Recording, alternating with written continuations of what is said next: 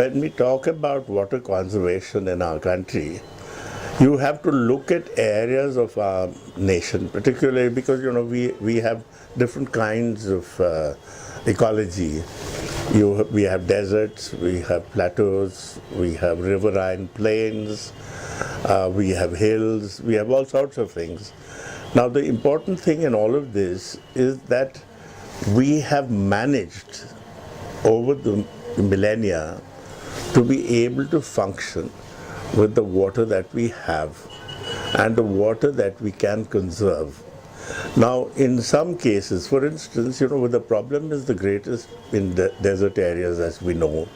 It's also great in plateau areas where sometimes there's a failure of monsoons and things like that, and where you're not likely to have water, the underground water easily available. It probably is very deep. In some cases, probably there is no water source whatsoever.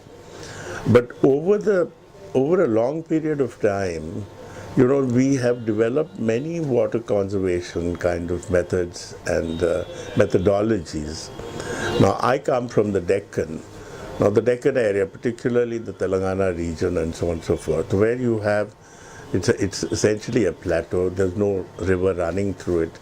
The river either goes below like Krishna or Godavari, which is on top.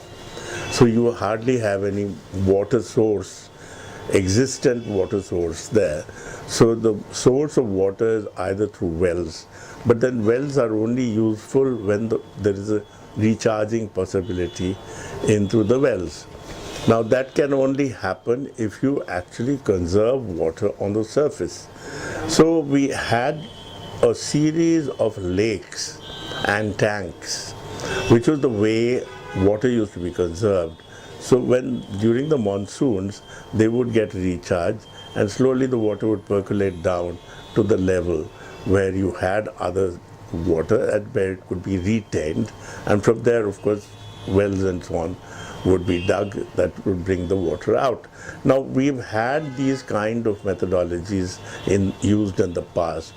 Now, over a period of time, some of these traditional methods got, nobody really thought seriously about them, because you see, you had dams, rivers could be dammed, and from there waters could be taken through channels, different kinds of ways of getting the water to go to places where there is no water, and so on and so forth.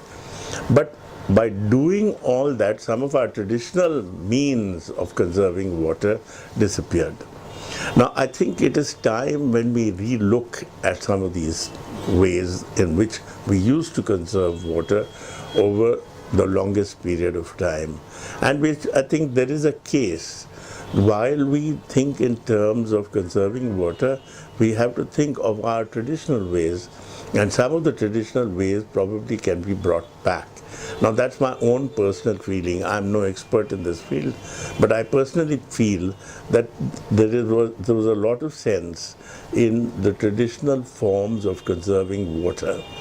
And I think if we can go back to some of them, particularly in areas which are where the water situation is usually very dicey, say for instance in Marathwada region of Maharashtra or Telangana region of Andhra, now of course Telangana is a state on its own. Now in places like that where everything depends entirely on whether you're going to have a successful monsoon or not. In a situation like that, so that many of those ifs can disappear if we have a water conservation plan in the manner in which we were taught by our own tradition. And I think that's the primary one. And of course, as technology develops and things become much more, we are capable of using technology to conserve water, maybe all of that should be used. But in the meanwhile, not to forget that we have a tradition and to follow that tradition. I'm Shyam Benegal. I think this initiative of Pani Ka Tika is a wonderful one because it brings to people's consciousness on a regular way to see that water is conserved as much as possible, not to waste water. Because whether you live in a city, whether you live in a village, whether you live on the plateau, whether you live in a riverine valley, or you live in the desert, the important thing is water has value. You have to conserve it, use it sparingly as much as you want, and not waste it.